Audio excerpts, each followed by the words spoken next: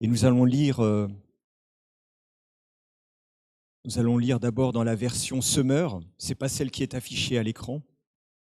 À partir du verset 5, le chapitre 1 du livre des Éphésiens, dans la version Semeur. Il est question du Christ ici, bien sûr. Puisqu'il nous a aimés, il nous a destinés d'avance à être ses enfants qu'il voulait adopter par Jésus-Christ. Voilà ce que dans sa bonté, il a voulu pour nous.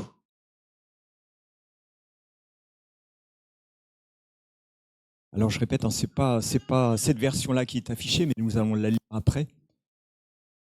Voilà ce que dans sa bonté, il a voulu pour nous, afin que nous célébrions la gloire de sa grâce qu'il nous a accordée en son Fils bien-aimé. En Christ, par cet offert en sacrifice, nous avons été livrés et nous avons reçu le pardon de nos fautes. Dieu a ainsi manifesté sa grâce dans toute sa richesse et il l'a répandue sur nous avec surabondance, en nous donnant pleine sagesse et pleine intelligence pour que nous connaissions le secret de son plan. C'est le thème de notre message de ce matin. Pour que nous connaissions le secret de son plan. Ce plan, il l'a fixé d'avance dans sa bonté en Jésus-Christ, pour conduire les temps vers l'accomplissement.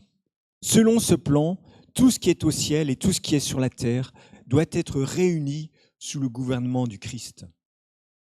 Et moi, j'aime bien, comme vous, prendre différentes versions de la parole de Dieu.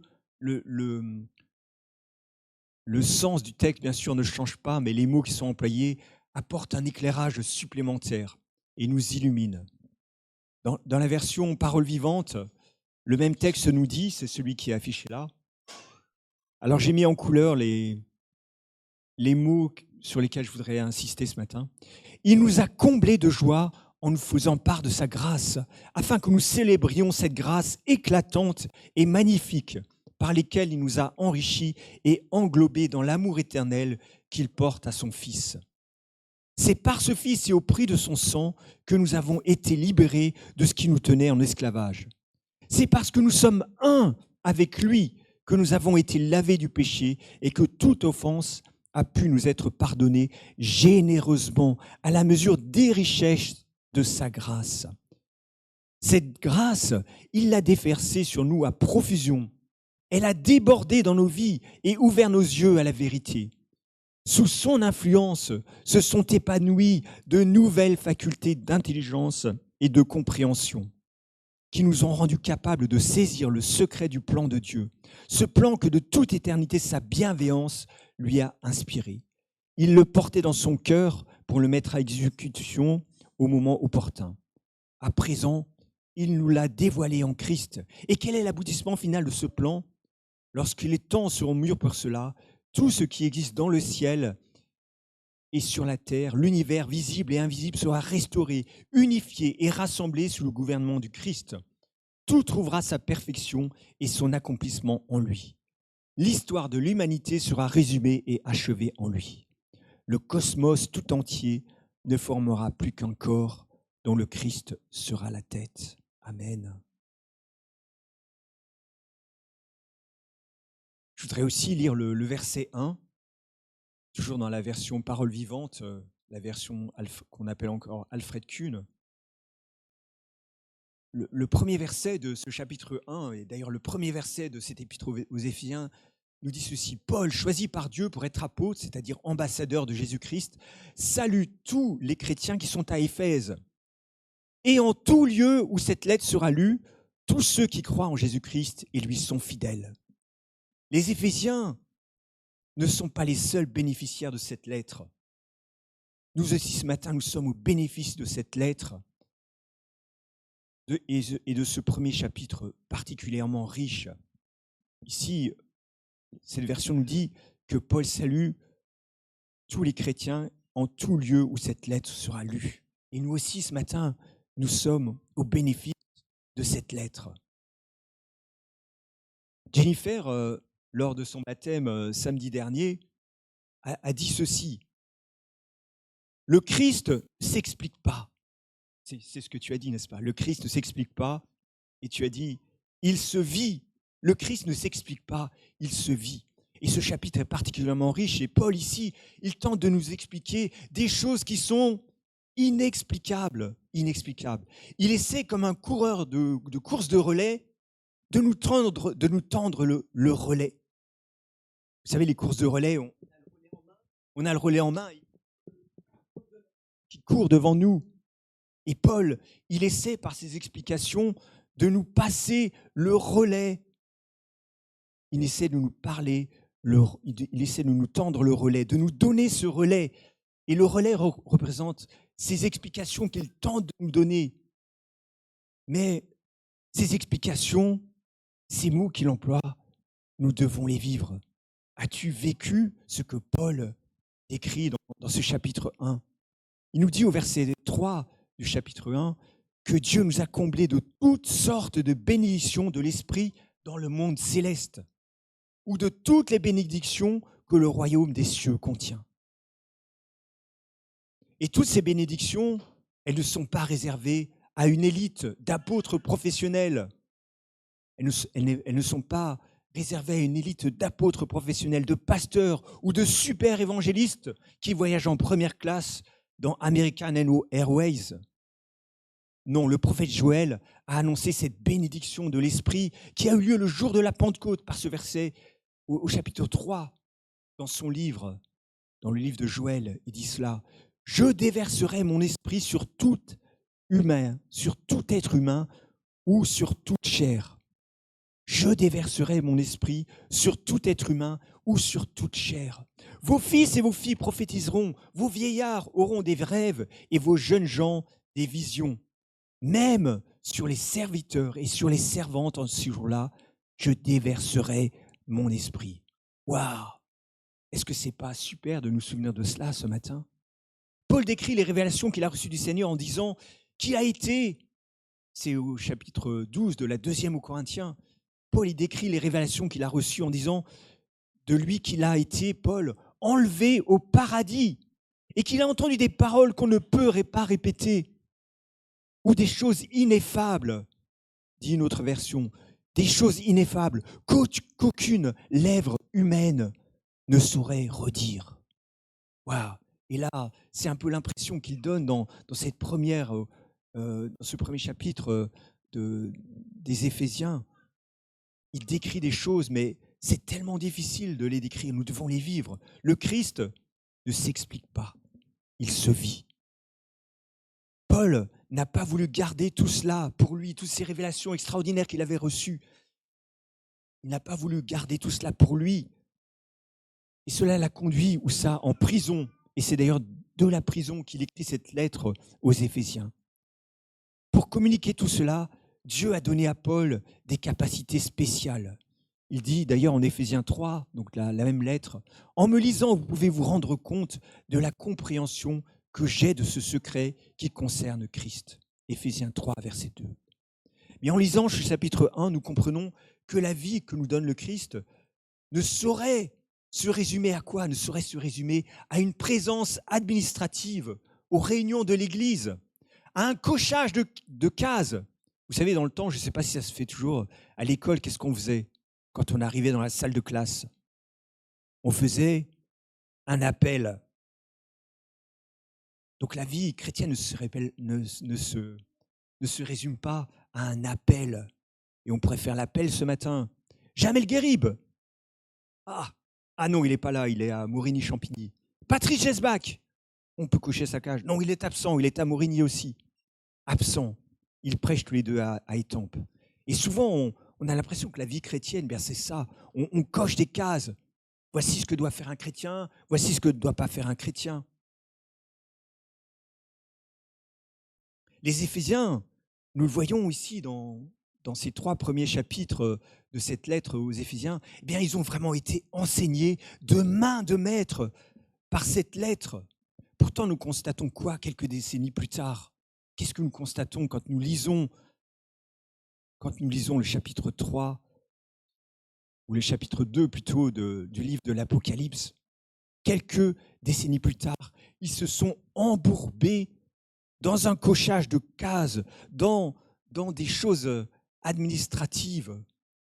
Ils se sont embourbés dans cette ornière Leur conduite et leur vie d'église étaient irréprochables. Ils étaient tous présents au culte, tous présents aux études bibliques. Ils connaissaient la parole de Dieu par cœur.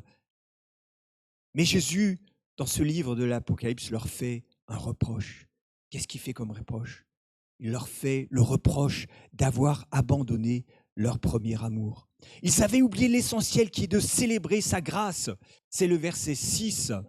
Le verset 6.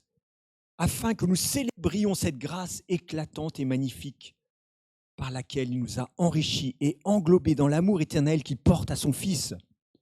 Voilà ce que Dieu attend de nous en premier, que nous soyons vraiment reconnaissants et remplis d'amour, l'amour que nous lui devons en retour. Et c'est lui qui doit être moteur dans nos vies. Le titre du message de ce matin est « Comprendre le plan de Dieu ». Comprendre le plan de Dieu. Alors on a longtemps pensé, je fais une petite parenthèse, on a longtemps pensé que seuls 10% des capacités de notre cerveau étaient utilisées. Est-ce que c'est vrai? Cette croyance remonte à l'ère victorienne, c'est-à-dire en 1890, et a été inspirée par des philosophes qui croyaient à la théorie de l'évolution. En fait, cette croyance selon laquelle seuls 10% des capacités de notre cerveau seraient utilisées est fausse. Elle dérive de la théorie de l'évolution qui affirme que nous descendons d'êtres primitifs, des primates donc, qui taguaient les murs des cavernes il y a bien des années. Cette croyance de la théorie de l'évolution est une forteresse qui enferme les hommes dans un mode de fonctionnement selon lequel on devient libre de s'interpréter ou même de s'inventer soi-même, car notre identité, selon la théorie de l'évolution, est indéterminée. Si nous descendons du hasard, si nous descendons d'une soupe biologique, eh bien notre identité, elle est indéterminée. Notre identité, selon la théorie de l'évolution, est comme une page blanche sur laquelle l'homme est libre d'écrire ce qui lui plaît en traçant les contours de son identité selon sa propre image. Mais la Bible nous affirme que notre rôle n'est pas d'inventer qui je suis. En tant que chrétien, en tant qu'être humain, nous n'avons pas à inventer qui je suis, mais plutôt apprendre qui je suis. Et je dois me conformer à ce que Dieu dit, ce que je dois être. D'où le titre de ce message ce matin, comprendre le plan de Dieu. Le psaume 139 affirme quoi? Le psaume 139 affirme que tu es une créature merveilleuse, tissée par Dieu dans le ventre de ta mère. Et il n'y a rien de plus angoissant pour une personne jeune ou même plus âgée d'ailleurs, il n'y a rien de plus angoissant pour un jeune en plein développement que de croire que chacun est une soupe biologique à la dérive, un ramassis de cellules qui s'est assemblé tant bien que mal au fur et à mesure du hasard et de l'évolution. C'est une prison mortifère, n'est-ce pas? Moi, j'ai quelques souvenirs de quand je n'étais pas chrétien. C'est horrible de penser ça. La Bible affirme que je suis une créature merveilleuse, mais une créature déchue et altérée par la chute, qui est l'irruption du péché dans nos vies. Cette chute fait que j'essaie de me faire fonctionner avec quoi? Avec le mauvais carburant. C'est ce qui a provoqué la chute. Nous sommes séparés du vrai carburant et nous essayons de nous faire fonctionner avec le mauvais carburant. Peut-être avez-vous vu le dernier épisode d'Alien. Je crois que c'est dans ce film où des aventuriers sur une planète éloignée découvrent un vaisseau spatial échoué depuis longtemps et il est couvert de poussière, de saleté. Personne ne sait comment le faire fonctionner. D'ailleurs, en le découvrant, personne ne comprend qu'ils sont à l'intérieur d'un vaisseau spatial. Et ils sont dans un truc qui les dépasse. Ils visitent un vaisseau spatial, mais ils ne comprennent pas qu'ils sont à l'intérieur. Et aujourd'hui, on dirait que ces explorateurs sont atteints de quoi? De troubles cognitifs. Et pour moi, c'est difficile de voir les aliens suivants, puisqu'en 1978 ou 79, j'ai vu le premier épisode au cinéma. Ils sont désorientés dans le temps et dans l'espace. en visitant ce vaisseau spatial. Et l'homme qui manque le but, l'homme pécheur, est celui qui erre dans ce monde, celui qui est perdu dans ce monde, sans espérance et sans Dieu dans ce monde. Alors toutes sortes de solutions sont envisagées pour remettre en route ce vaisseau spatial, jusqu'à ce que la solution arrive de façon surnaturelle. J'ai plus ce film en tête, mais tout d'un coup, je crois que c'est quelqu'un un être extérieur qui joue de la flûte, une espèce de flûte surnaturelle, et le vaisseau s'illumine. Il se remet en route. Et toutes ces capacités surnaturelles à ce vaisseau spatial, elles se font jour. Ah, c'est extraordinaire. Et nous sommes un peu comme ce vaisseau spatial créé par un génial inventeur, perdu dans l'immensité de l'univers, ou comme une Porsche Cayenne privée de carburant, comme la maison d'un architecte de laquelle on aurait coupé l'alimentation en eau, en électricité, en gaz et en fibre optique. On s'est rendu compte avec l'avènement de l'IRM cérébral que cette théorie d'une utilisation du cerveau seulement à 10% de ses capacités était fausse. On a eu l'idée de faire des IRM cérébrales de personnes en prière et en méditation. Et on s'est aperçu, en faisant des IRM cérébrales fonctionnelles, que la prière et la méditation activaient dans le cerveau le circuit de la récompense. Voici ce que disent ceux qui ont fait ces expériences. La méditation a un important impact sur la partie du cerveau qui contrôle le système neurovégétatif. Elle améliore la prière, la méditation, elle améliore la fréquence cardiaque, allège le stress, modifie un certain nombre d'équilibres dans les neurotransmetteurs qui contribuent à diminuer l'anxiété, la dépression et l'addiction. Waouh! Une nouvelle discipline est donc née qui s'appelle la neurothéologie. Et cette neurothéologie, on arrive à la conclusion suivante. La spiritualité est une réponse à l'addiction. La spiritualité est une réponse à l'addiction qui, en sa qualité d'impasse, l'addiction est une impasse, n'est-ce pas? La spiritualité est une réponse à l'addiction qui, en sa qualité d'impasse, donne des réponses artificielles à des questions existentielles. L'addiction, en sa qualité d'impasse, donne des réponses artificielles à des questions existentielles. L'addiction, effectivement, c'est une impasse. Elle manque le but qui est la satisfaction, la plénitude de l'être humain. L'addiction est une impasse. Elle donne des réponses artificielles à des questions existentielles. Cette phrase résume la définition du péché qui est de manquer le but. Tout ceci nous interroge donc sur quel carburant nous fait fonctionner, que nous soyons croyants ou pas. Alors, quel carburant te fait fonctionner? Pour un ado, vous allez me confirmer s'il y a des ados ici, parce que ce sont que les pré-ados qui sont partis, d'après ce que j'ai compris de ce que Wilfried nous a dit. Pour un ado, qu'est-ce qui est le pire pour un ado? C'est de tomber en panne de batte. Quel soulagement de voir à nouveau les 4 petites barres de ta pile, cette petite icône en haut à droite, à nouveau sur le max. Mais pour les plus âgés comme moi, tomber en panne, eh bien, c'est ce qui vous est peut-être aussi arrivé, c'est de tomber en panne sèche de nuit sur une petite route de campagne, de nuit en plein hiver, un peu à la David Vincent, mais vous ne connaissez pas David Vincent. Quel soulagement de voir votre jauge à fond sur la droite lorsqu'enfin vous avez réussi à faire le plein. Est-ce que ce n'est pas une angoisse que nous avons tous eue? Vous êtes au fin fond de la Bretagne, là dans le Finistère. Vous voyez la jauge qui descend, et vous ne savez pas où faire le plein. Le type de carburant utilisé par une voiture marque son identité. On dit d'une voiture, c'est une essence, c'est une diesel, une électrique, une hybride. Que mets-tu dans ton réservoir? Quelle énergie te fait avancer? Est-ce que c'est faire la teuf à outrance? Est-ce que c'est la pornographie? Si tu es croyant, cherches-tu à combler ton réservoir avec la pratique de bonnes œuvres, avec un activisme chrétien qui cherche à te faire gagner la faveur de Dieu et activer ton circuit cérébrale de la récompense. Paul définit dans ce premier chapitre quel carburant tu dois utiliser. Ne te trompe pas. Ne mets pas du gasoil dans une voiture à essence. Ça ne fonctionne pas.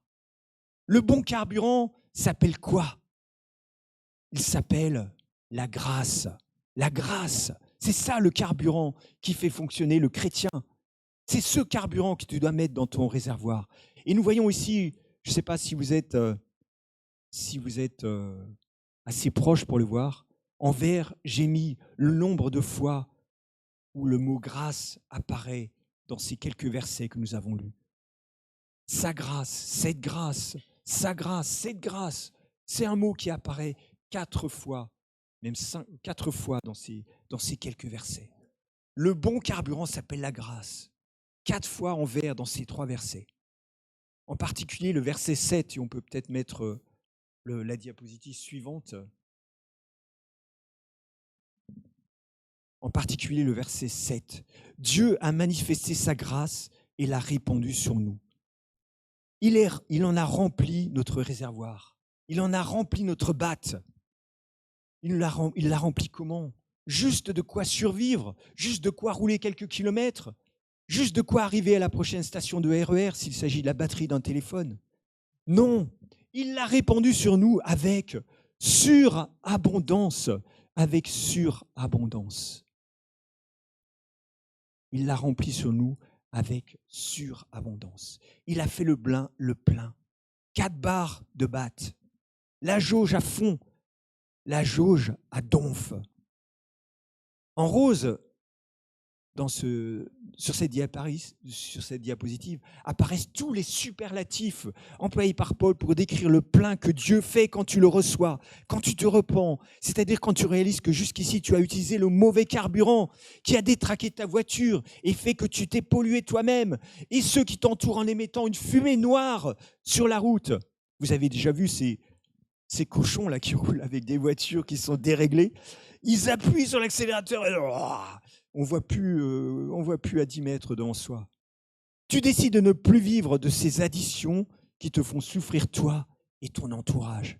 La grâce, ça veut dire, définition du dictionnaire, c'est un don accordé sans qu'il soit dû, ou alors une faveur imméritée. Et la bonne nouvelle ce matin, c'est que Dieu est décrit comme étant l'auteur de la grâce. Dieu est l'auteur de toute grâce. 1 Pierre 5, verset 10. Et quand tu fais grâce à quelqu'un, tu ne fais qu'imiter celui qui est l'auteur de la grâce, c'est-à-dire Dieu. Dieu est l'auteur de tout don parfait et de toute grâce excellente. Ici, nous recevons avec ce premier chapitre d'Éphésiens une lettre dont Dieu nous demande d'accuser réception. Et tu dois accuser réception non pas en allant chercher cette lettre à la poste, mais ici, dans l'église, au milieu du peuple de Dieu. En ouvrant cette lettre, tu ne trouves pas les phrases poétiques administratives comme « Vous êtes redevable de la somme de… » Dernier avis avant poursuite. Mise en demeure de payer. Ceci dit, si nous avons des dettes en tant que chrétiens, nous devons les payer. Non, il s'agit ici d'un courrier avec accusé de réception de la grâce de Dieu. Là où le péché a abondé, la grâce a surabondé. Dieu n'est pas pris en défaut par ton péché. Il n'y a pas de péché que Dieu ne puisse pardonner. Le seul péché qu'il ne puisse pas pardonner, c'est le refus de cette grâce, le refus de venir à lui pour être acquitté, le refus de venir en prenant l'engagement de changer d'attitude. L'évangile de Jean, au chapitre 1 et au verset 16 et 17, nous dit ceci. Il a déversé sur nous une grâce après l'autre. Il a déversé sur nous une grâce après l'autre. Et si tu es là ce matin, si tu tiens ferme en Jésus-Christ, c'est parce que depuis des années, il déverse sur toi une grâce après l'autre. Celui qui a commencé en toi cette bonne œuvre la rendra parfaite pour le jour de Jésus-Christ. La suite de ce passage nous dit, en effet, si la loi nous a été donnée par Moïse, la grâce et la vérité sont venues par Jésus-Christ. Alors quel est ton carburant ce matin? Est-ce la loi, le légalisme qui te mène à l'échec, qui te mène à l'auto-condamnation et à la condamnation des autres? Ou est-ce la grâce qui est motrice? J'avance car Dieu est un enseignant doux et humble de cœur. Il me fait grâce et je fais grâce aussi aux autres. C'est ce que dit ce chant, Majesté. Pardonnez, je pardonne en retour. Timothée, il avait un grand travail à faire, il avait un grand taf à faire. Et que lui recommande Paul pour se fortifier? Lis, prie, étudie. Lis, prie, étudie. Il lui dit ça. Lis, prie, étudie. Non. Il lui dit, fortifie-toi dans la grâce qui est en Jésus-Christ. Lire la Bible, prier Dieu, étudier sont les moyens que Dieu utilise pour communiquer sa grâce, mais ils ne sont pas une fin en eux-mêmes. Quelqu'un a dit, nous ne trouvons jamais le bonheur en nous appuyant sur notre propre piété, sur nos œuvres, notre durée quotidienne de prière et de lecture de la Bible. Avec l'arrivée de Jésus-Christ, nous entrons dans une nouvelle dimension, dans une nouvelle ère. Jésus est venu l'inaugurer par sa venue. Il appelle cette période l'année de la grâce. C'est une nouvelle période. Es-tu entré dans cette nouvelle ère aussi, ou es-tu toujours sous la loi et sous la loi et la condamnation? Alors voyons maintenant en quoi consiste avant tout la grâce de Dieu. La grâce de Dieu consiste avant tout à comprendre le plan de Dieu qui se décline en 3 aspects dans notre texte.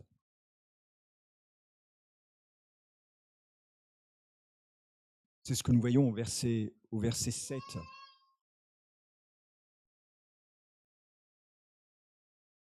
En lui, nous avons la rédemption par son sang, la rémission des péchés.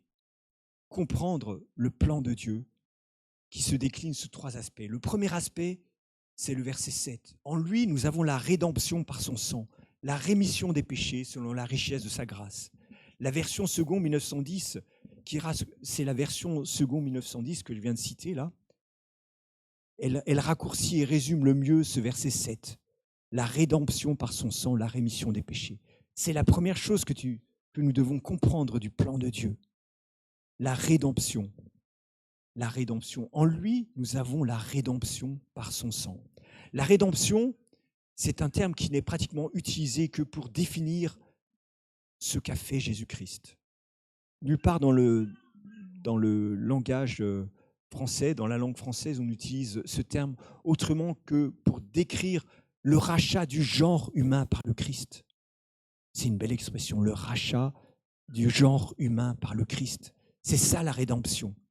On parle du mystère de la rédemption. En effet, ce que Christ a fait est unique. Ce que le Christ a fait est unique. Il était le seul dans l'univers et dans le cosmos à pouvoir donner son sang en sacrifice. Il était le seul dans l'univers et le cosmos à pouvoir faire cela. Et c'est aussi pour cela qu'il était seul à agoniser à Gethsémané et qu'il était seul à agoniser à Golgotha. La rémission des péchés, c'est un autre terme qui est ancien.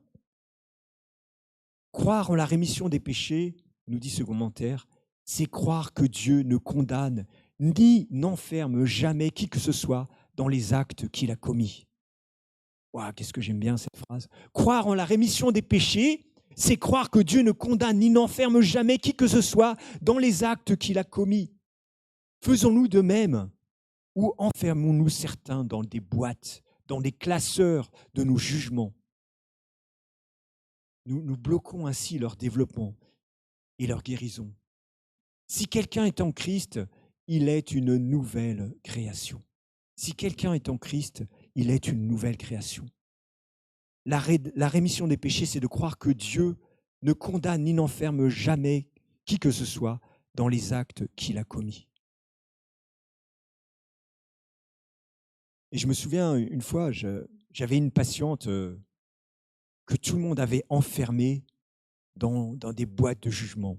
On avait dit, cette personne, elle est dépressive. Et cela bloquait sa guérison. Tous les médecins qui la voyaient, waouh, elle est dépressive, c'est dans sa tête.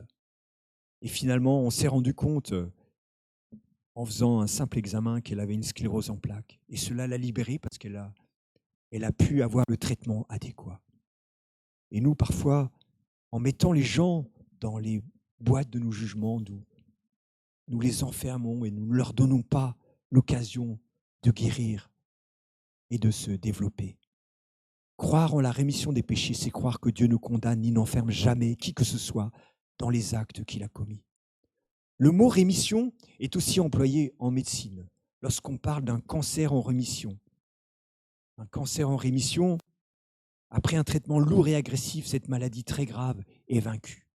Le calme et la paix fait suite à des longs mois de souffrance physique et psychologique.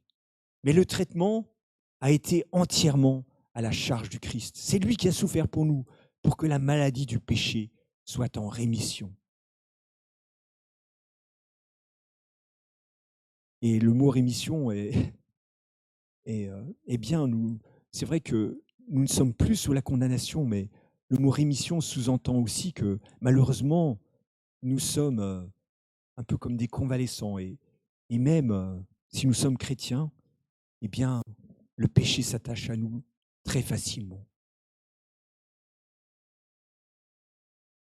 Nous ne devons plus être esclaves du péché, de la maladie du péché. Nous sommes en rémission. Mais à nous aussi de prendre garde à cette rémission pour qu'elle soit effective dans nos vies. Cette rémission des péchés, c'est par son sang, par le sang que Christ a versé sur la croix. Les Israélites, pour se protéger de la 10e plaie d'Égypte, avaient appliqué le sang d'un agneau sur les cadres de leurs portes.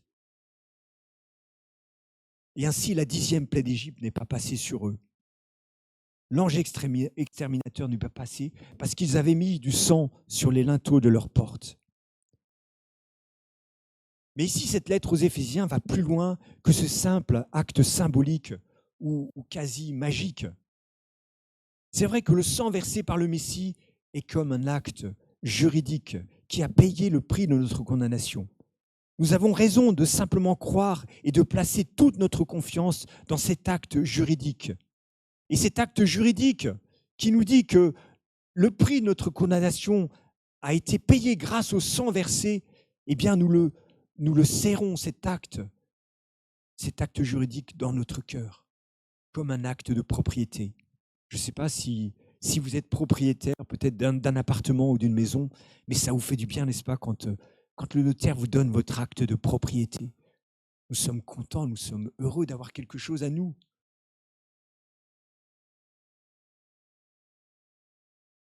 Nous serrons contre nous comme un acte de propriété cet acte juridique. Nous le serrons dans notre cœur.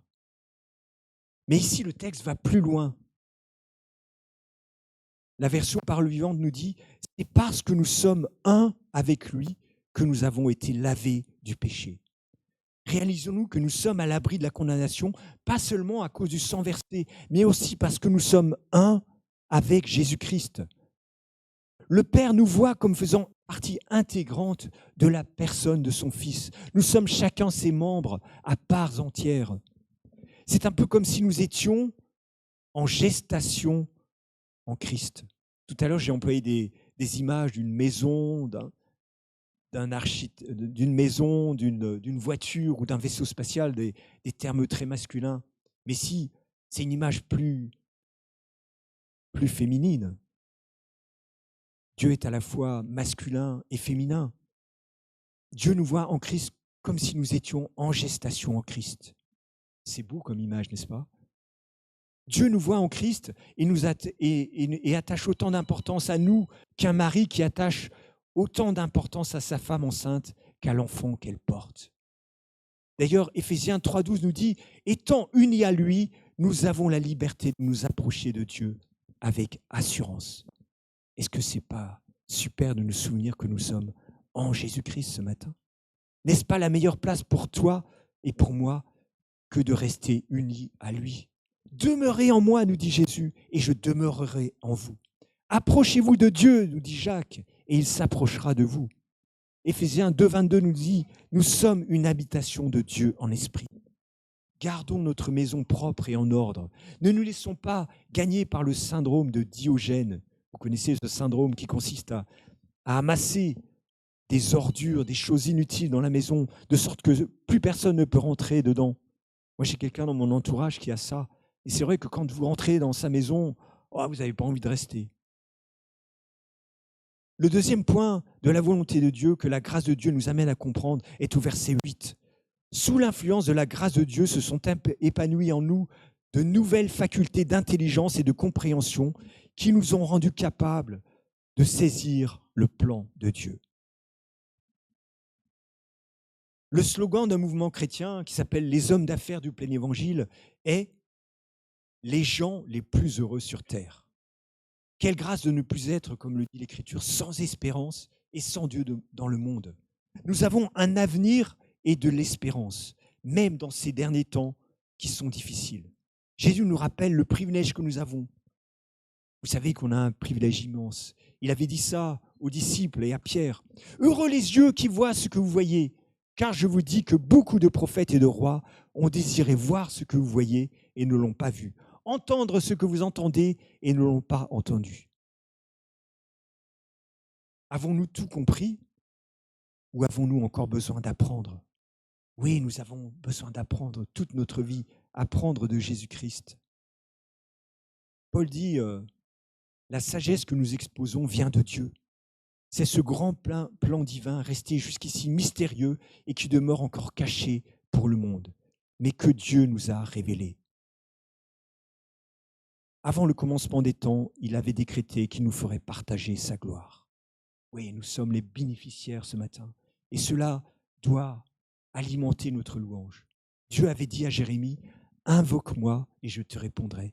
Je te révélerai de grandes choses, des choses mystérieuses que tu ne connais pas. »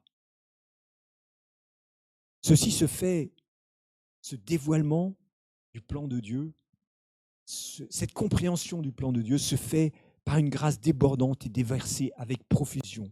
C'est l'image du Saint-Esprit. Et le Saint-Esprit, il est répandu comme un fleuve depuis la Pentecôte. Ce fleuve est surabondant et débordant et il ne s'est jamais arrêté de couler depuis la Pentecôte. Si nous avons l'impression qu'il s'est arrêté, c'est nous qui limitons cette action, c'est nous qui limitons son action. Nous limitons son action de deux sortes de façons, en pensant que ce débit s'est ralenti et qu'il s'écoule au goutte à goutte comme un robinet défaillant. La promesse, avait dit Pierre au jour de la Pentecôte, est pour vous, pour vos enfants et pour tous ceux qui sont au loin, en aussi grand nombre que le Seigneur, notre Dieu, les appellera. Dieu n'est pas comme ce robinet défaillant qui goûte, qui laisse échapper une petite goutte de son esprit. Non. C'est une grâce débordante et déversée avec profusion. Nous pouvons aussi limiter ce débit en pensant que le privilège d'être rempli du Saint-Esprit n'est réservé qu'à une élite. Mais la prophétie de la Pentecôte, qui concerne-t-elle? Dans les derniers jours, dit Dieu, je répandrai mon esprit sur toute chair, sur toute chair. Vos fils et vos filles prophétiseront, vos jeunes gens auront des visions et vos vieillards auront des songes. Alors où sont les jeunes gens parmi nous là ce matin?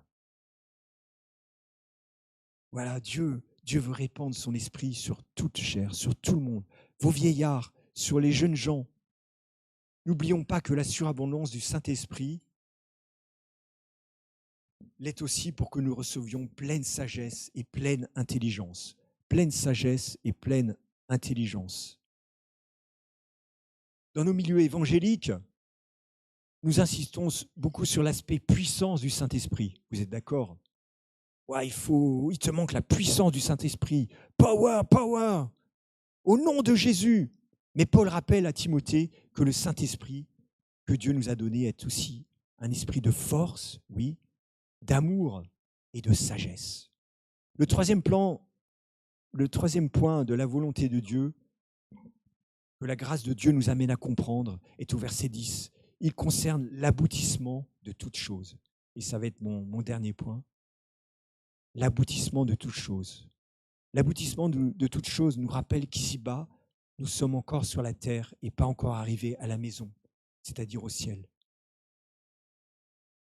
Jésus a dit, vous aurez des afflictions dans le monde, mais prenez courage, j'ai vaincu le monde. Tout ce qui est au ciel et tout ce qui est sur la terre doit être réuni sous le gouvernement du Christ. Et dans le livre de l'Apocalypse, il y a un passage qui m'a beaucoup encouragé ces derniers jours, que je voudrais vous partager. Dans le livre de l'Apocalypse, c'est comme une fenêtre ouverte dans le ciel. Et ce passage m'a encouragé. Il me rappelle cette divine réunion qui va avoir lieu entre les choses qui sont sur la terre et les choses qui sont au ciel.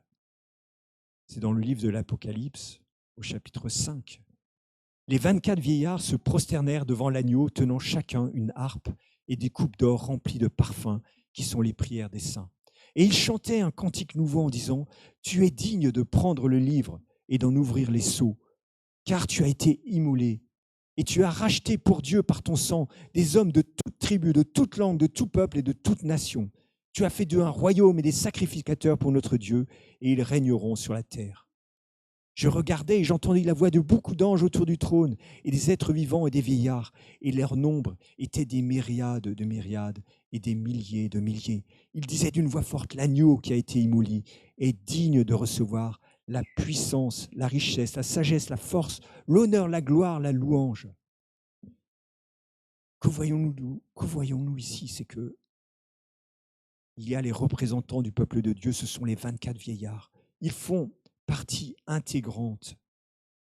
Ils font partie intégrante de tous ceux qui adorent au ciel. Et le ciel ne serait pas le ciel s'il n'y avait pas ces 24 vieillards qui sont les représentants du peuple de Dieu. Et nous faisons partie du peuple de Dieu, n'est-ce pas? Eh bien, le ciel n'est pas le ciel s'il manque des représentants de ce peuple de Dieu. Et ce matin, nous avons adoré Dieu tous ensemble. Et c'est le ciel. Le ciel, il rassemble non seulement les anges, non seulement les êtres vivants, mais nous en faisons partie aussi. Bien sûr, nous n'y sommes pas encore. Et Dieu ne veut pas qu'il y ait des places vides. Dieu ne veut pas qu'il y ait des places libres. Nous avons ce privilège, mais aussi la responsabilité d'aller chercher ceux et celles qui ne sont pas encore rentrés. Comme hier, ceux qui sont sortis pour l'évangélisation.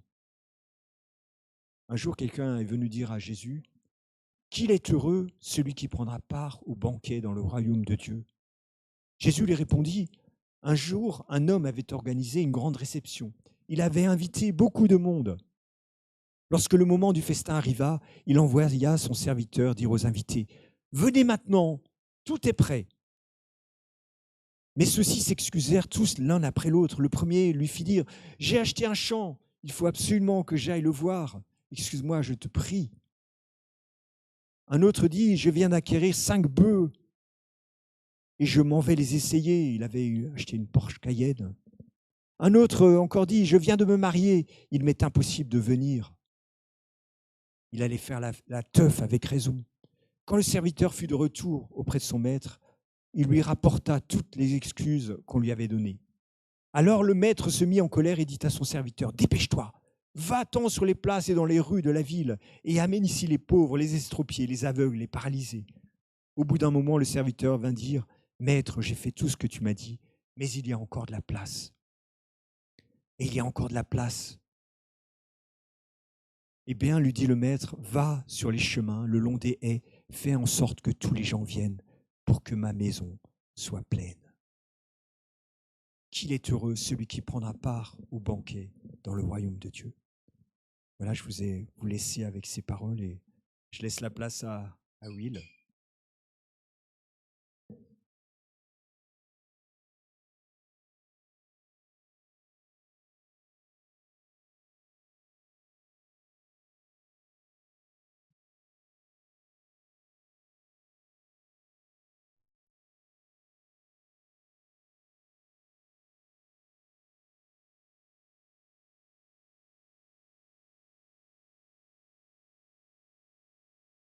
On aime dire Dieu a un plan merveilleux pour moi.